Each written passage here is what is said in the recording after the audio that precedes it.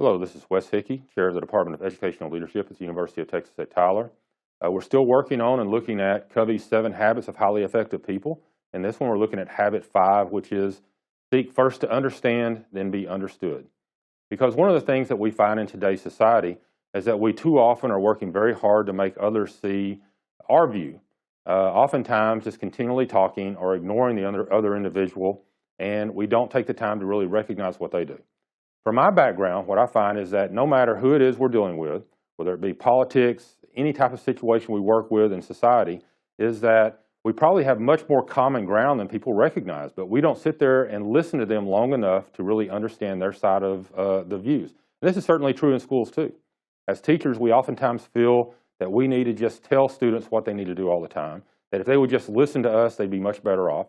And maybe that is even true.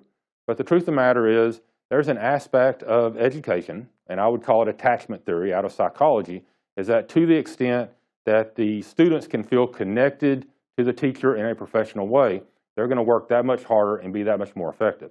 And we certainly recognize teachers over time that have had a huge impact in our life, and part of it is they took the time to really know who we were. They really worked to make sure that they understood us before they took the opportunity to make sure that we understood them. And so we need to make sure that we take that opportunity as well as teachers and administrators. But we also have things that students are telling us non-verbally. And so as we get to know them, as we build relationships, we need to make sure that we recognize when our students are having trouble and having difficult times. And we all have that. And once we recognize that, we can go through and really try to help them in very meaningful ways. We've got to always build relationships, be empathetic, and certainly we want to make a difference in the lives of our students.